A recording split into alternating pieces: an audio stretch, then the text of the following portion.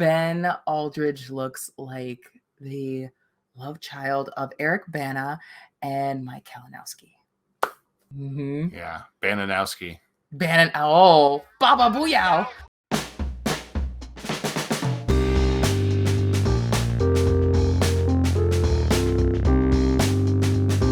I'm former movie trivia schmodown singles champion Marisol McKee, aka Lady Justice. And I'm former movie trivia schmodown singles champion Adam the Coyote Collins.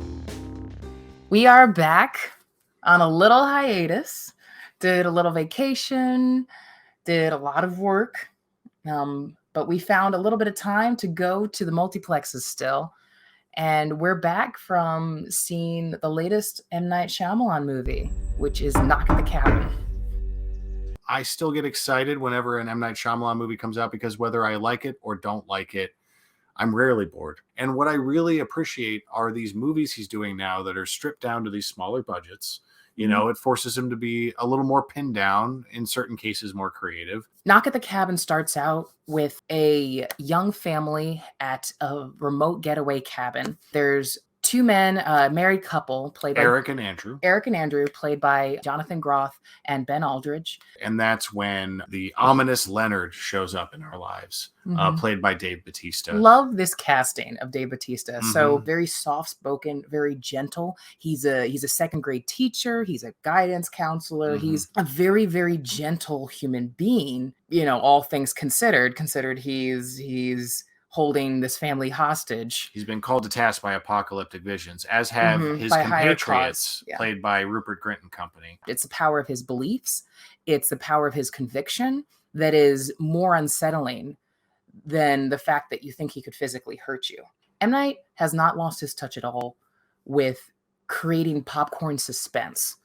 I was on and engaged with the movie from start to finish, even while I was working through a lot, disagreeing, saying like, I don't know if this works.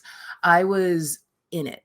What I appreciate is because a lot of his films are predicated on these ideas of twists, he's sort of grown out of that, in my opinion. While he still has some kinks to work out. I think this flows much better than it did in Old. I think this is so less clunkier. A lot of stating basic information in Old. Yes, of course. And it made sense here. Like it was almost like an AA meeting when you meet each of these kidnappers, as we're going to call them. Yeah. Each of these assailants is given their time to shine. Nikki Amuka Bird. Sabrina. She is crazy nurse. She's distraught. Yeah. They're all distraught in very specific ways. And these four actors highlight those nuances very well. They're all given their time to shine. They do a good enough job with their performances that you are able to fill in some of the headcanon that, you know, the script is kind of leaving open to interpretation. Poor Jonathan Groff, all concussed. I know.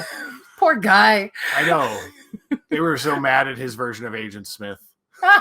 Poor guy.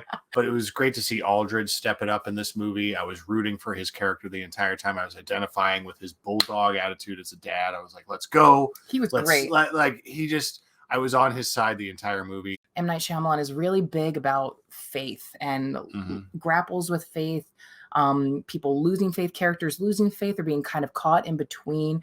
How important is it to stack the well-being of your family versus your leaps of faith? There are certain aspects of the story that seem at war with themselves.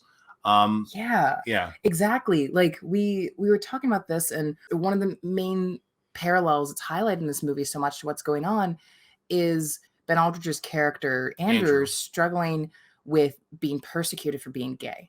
And that's really pent up a lot. That's become a big chip on his shoulder in feeling that he has to fight for his right to love and his fight for his right to create his family. That's a great parallel to have in the story.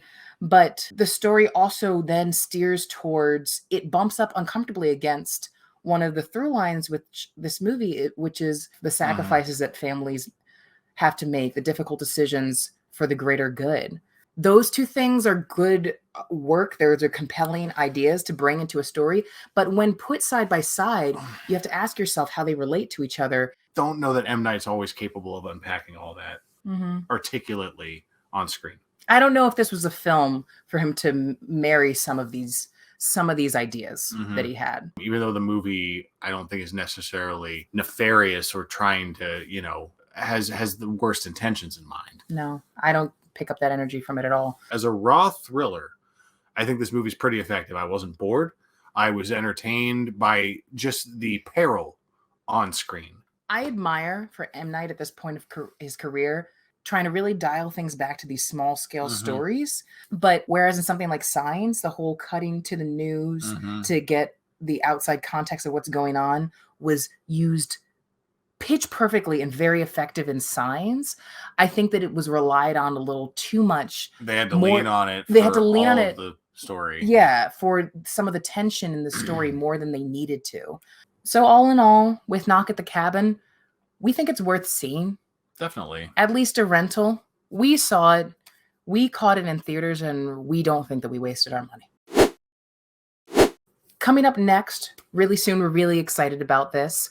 We're on the verge of releasing some of our wrestling videos that we've been working on. Finally. This is a long time coming. A lot of good stuff in the can here. We're really excited here. Yeah. But you can look forward to those quite soon. So with all that to look forward to, you can stay up to date by following us on Twitter at, of course, Champs on Film. Or you can follow us individually at Marisol_Muriah. And I am at Eisenport. Thanks again for joining us at Champs on Film. And we're going to see you real soon.